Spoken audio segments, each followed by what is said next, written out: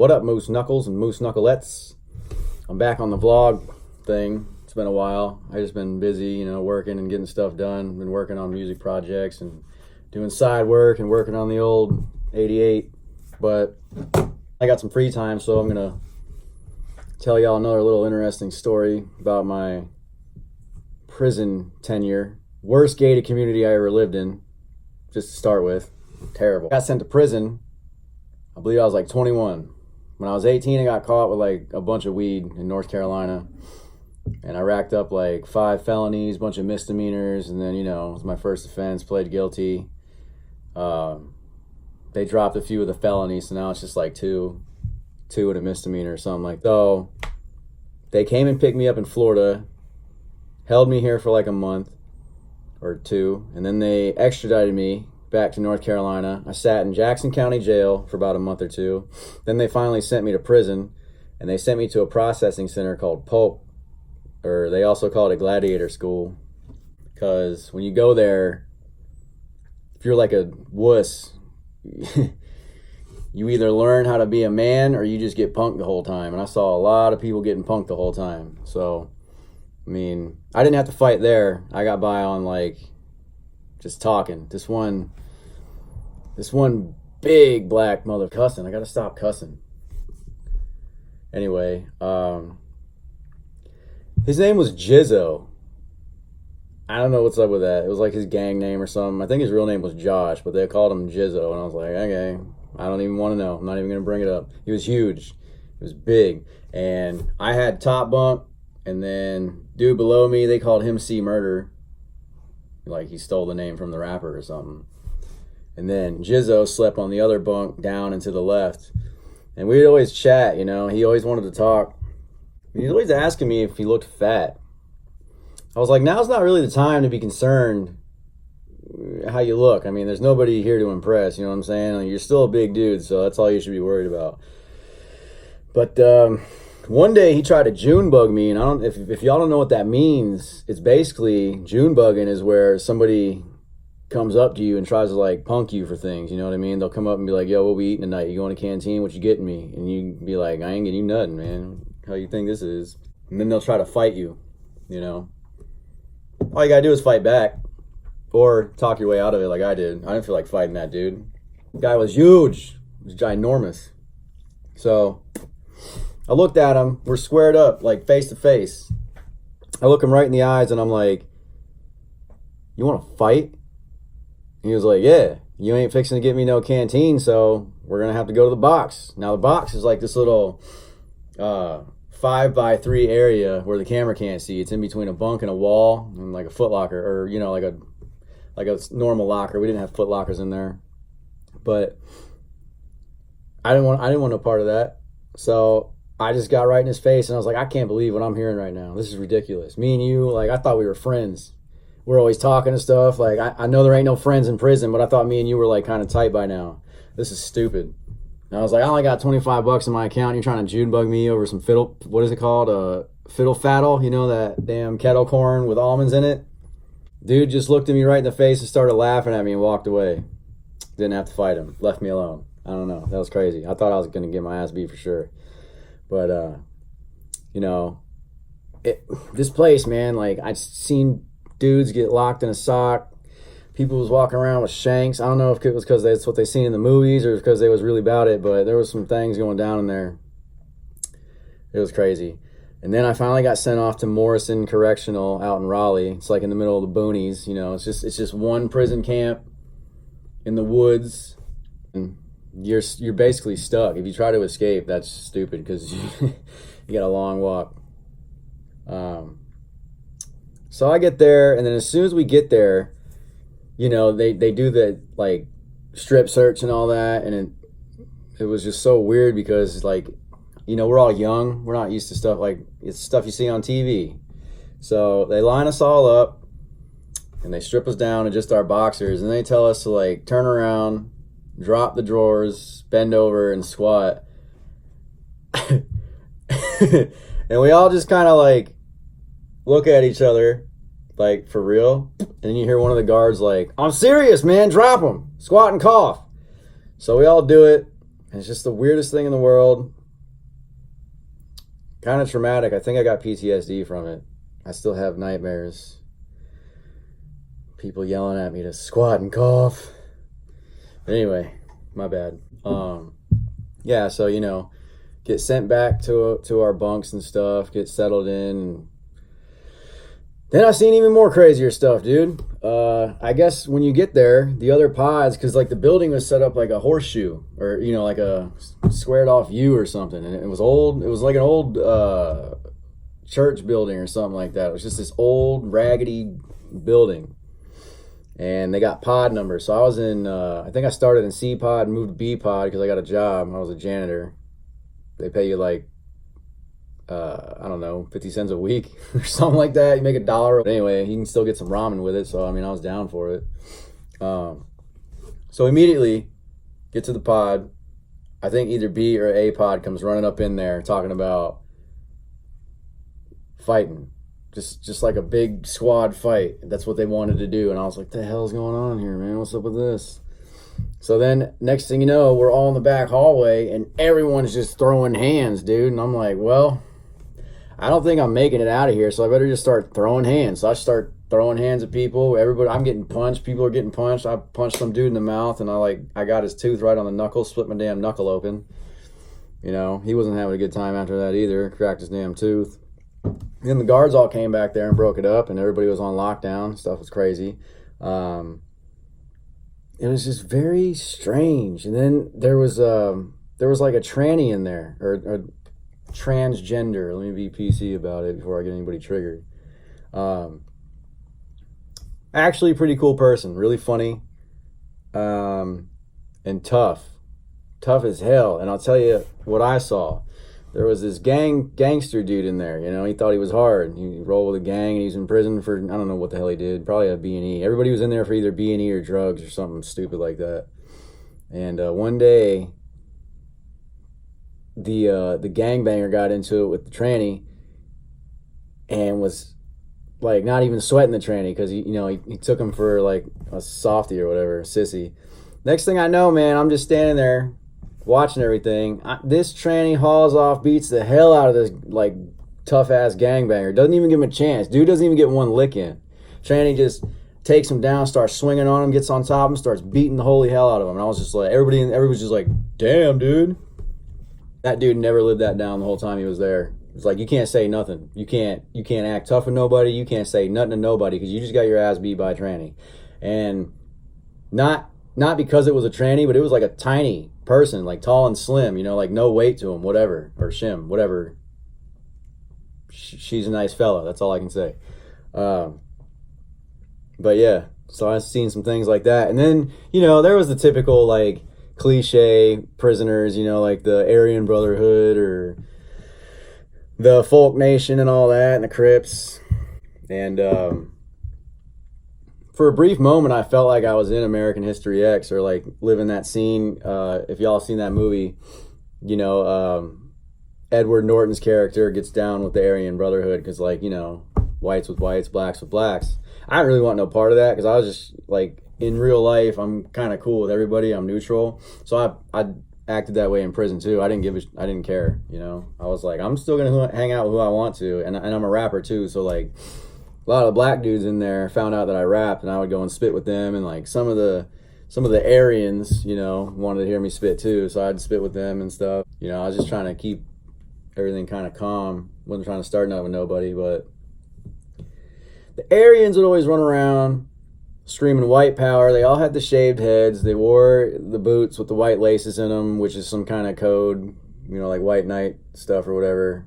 I got caught doing that on accident one day. I didn't have any laces. I just got boots. If you're in prison, they give you the crappy shoes, like the slides, and it's cold, and boots are definitely better. So you have, like, getting a hold of a pair of boots is hard. So I finally got a pair, but there was no laces. So I ripped out the white laces from my canvas shoes, which is like knockoff Converses, but they're not comfortable at all. The boots are definitely better. And I put them in my boots, and I'm walking around, like, all the black people that I thought I was cool with started like harping on me. And And they're like, yo, you know what that means, right? And I was like, no, it means I need some damn laces in my boots. And they're like, no, that means like you're down with the Aryans and you're like saying you're a white knight. And I was like, oh, damn. So I had to get rid of the damn laces, go back to wearing the slides till I got some black laces. And I was like, this is crazy, man. I'm just trying to live. Y'all are crazy in here. I'm just chilling again, like I always seem to be, just kind of lurking, you know, trying not to make my presence known, because I kind of just scaled the walls in that place metaphorically. I just, you know, I made my way around, talked to a few people, never really made my presence too public. And then one day I see all the Aryans jiving with the black people, and they're all like slapping hands and being cool. And so finally I was like, hey, what's up with all that white power stuff y'all was preaching? I thought you guys was like, you know, on that, and now I see you like jiving with the enemy, you know what I mean? I swear to God, I felt like just like I was in American History X. And I was like, man, that's why I'm glad I don't really mess with y'all, because y'all are phony as hell. And then they had this guard in there, and he was old as dirt. He's an old black dude, and he'd come and get you like to go to school, because they had school in there because we were all young still, so you can get your GED if you wanted to. And this fool would just stop and piss random places. He didn't care. He was old. So he'd be walking, he'd be like, wait. He'd be standing there, next thing you know, he just walks over, turns back, starts pissing. That dude's probably dead by now, because this is almost 10 years ago, but like, damn. It's ratchet around there. What else happened, man? There was a lot of crazy stuff. People were manufacturing fifis. Now, if you don't know what that is, that's a homemade pussy. It's called a fifi or Fiona or whatever. It's basically like a prison fleshlight. You take latex gloves, fill 2 with water, and sandwich them in between an empty one, then wrap it up in a towel, and there you go. So people were selling those in there for like ramens and sodas and whatever you can get from canteen. And I was just like, damn. And then since I was a janitor in there, I had access to those things. So I started selling the supplies to make them to the people who were like selling them and making them for people to buy them. So I was like the Fifi plug. That's my greatest accomplishment. Put that on my resume. But yeah, man, it was something else. One of the craziest things that happened was I had a bunkmate, and he got what is called brown down, which is where if you're on the green side, that means like you're in minimum. Brown side is maximum for like serious offenders, so it's split in half. This is, by the way, this is the prison that P.D. Pablo talks about in the song North Carolina. I went to the same prison as P.D. Pablo. When he says brown's over here, green's over there, he's talking about Morrison. And I was on the green side, he was on the brown side. So my bunkmate got sent to the brown side because he messed up. So I was in there alone, and I switched to the bottom bunk. And then I guess this dude, this little short, like Kevin Hart size fool, had a problem with me. So as I would sleep, he'd get like toilet water. He'd get a cup and get some toilet water and like throw it on me while I was sleeping. I just jump up and try to catch him. Well, I never could because he's so damn fast. I didn't know who was doing it. It was dark, so I couldn't see anything. I just knew it was a black guy, and I was like, well, damn. That narrows it down because it's like half and half in here, you know, white dudes, black dudes. I think there's like 2 Mexicans, you know, maybe one. He was a pretty cool dude. His name was Sonny. He didn't bother nobody. But finally one day, somebody told me, if you want to figure out who's doing this, you got to walk right into the day room while everybody's chilling and watching TV or doing whatever they're doing, playing chess or whatever. And you got to yell out loud, whoever's throwing water on me while I'm asleep, your mother's a bitch and she raised a bitch. And I was like, damn, I don't want to do that. Because like back then I was way introverted. I'd never even been on stage. I didn't, you know, I never like opened up to the public like that. So, and they were like, you have to do it or he's going to keep doing it. And then we're going to start messing with you too, because that means that you're a punk ass bitch. And I was like, word, and fine, I'll just do it. So I go out there, take my happy ass out of the day room, and I say it verbatim, you know, whoever's throwing water on me, your mom's a bitch and she raised a bitch. Nobody said anything. Nobody owned it. The dude was in there. He didn't say nothing. So finally, after it was all said and done, later on that day, all the dudes came up and they were like, yeah, we know who's doing it. It's Marquise. You got to fight him now. And I was like, well, I mean, he's a bitch, so Why don't y'all just jump him? And they're like, because it's on you. And they're like, we will jump him, but we want you to fight him first. And I was like, fine. Called him back to the hallway, fought him. I won. It was dope. I mean, he was little, so it's not really that big of a victory, you know. We got caught fighting. Almost got, like, you know, put in seg. But it never, I don't know what happened. Like, both of us kind of got away with it. We just got a warning because we both lied. Like, that prisoner mentality, it was like, well, I'm not going to snitch on you if you don't snitch on me, even though I hate you. You suck. You're throwing water on me and you're a bitch. But we're both, like, on the same side technically. So we were both like, yeah, man, we were just messing around. We weren't fighting. We were just wrestling, you know. We're tight. Shook hands and everything. So they were like, you know what? We're going to warn you this time. But if we catch you doing that shit again, we're locking you up in seg. After that, man, they made his life hell for being a little bitch and letting me talk about his mom that way. So yeah, you can apply that to real life too. So this is the best part. Like, you know, they always say working out in prison, right? Well, we didn't get any weights because the young people can't be trusted with weights. So we had to take garbage bags and kind of like eyeball them and be like, all right, that's 50 pounds, that's 100 pounds, bunch of push-ups, get a fat dude to lay on one of the bunks and then bench press the bunk. It was crazy, man. I'm in there like curling garbage bags full of water, doing like 1,000,000 push-ups, you know, kind of working out in private. They didn't want you working out in there. It was stupid. So, you know, you'd be chilling like, all right, let me do a set of push-ups real quick. Read a piece of a book, guard walks by, all right, let me do some more push-ups real quick. Let me curl the bag. They find the bag, they take the bag, and you get like in trouble. Ridiculous. And I learned how to make cakes out of honey buns and like cookies. You take a honey bun and then you take like a bag of cookies and dump it in another bag and then put water in it and mash it up. And you can make like a frosting and you frost a thing. You put like M&Ms on there for, you know, sprinkles or like Skittles or whatever. Or you take peanut butter. You can make multi-level cakes, like a real cake out of honey buns, and just keep doing the frosting and layers, and it was weird. Used to make this thing called a swole. Take a garbage bag. Everything revolves around garbage bags, okay? So get used to that. Put a bunch of ramen in there, Cheetos, anything you can think of that would go good together like that. And mix it all together and microwave a bunch of water, dump it in there. Then you got to wrap it up in a blanket, wrap it up in another blanket, and stash it for like 15, 20 minutes. It comes out really freaking good, by the way. I don't know what it is about the process, because I tried making it when I got out of prison. I tried making it with the same ingredients, but I was using like the stove and actual cooking utensils. It didn't taste as good. It tasted like crap. But in prison, I don't know, just because I was in prison and I didn't have any access to good food, but it tasted terrible, man. But in prison, it tasted good. So that's how you stay swollen there. That's why they call them that, because you work out and you eat all that crap. And then if you're lucky, you can buy some damn tortillas from Canteen, make yourself a little ramen mystery burrito. I mean, we're throwing a bag of beans in there.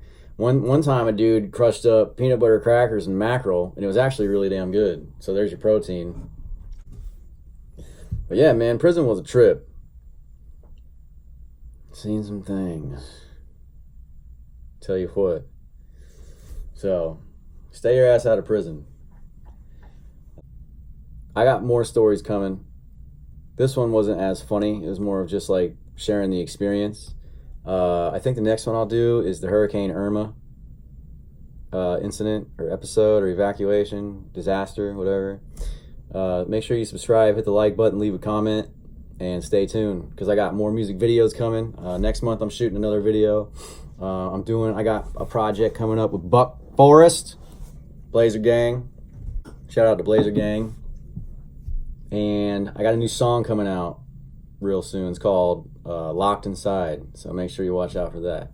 And if you don't know by now, you can find all my music everywhere, every streaming platform. Just type in Ekko SYKES.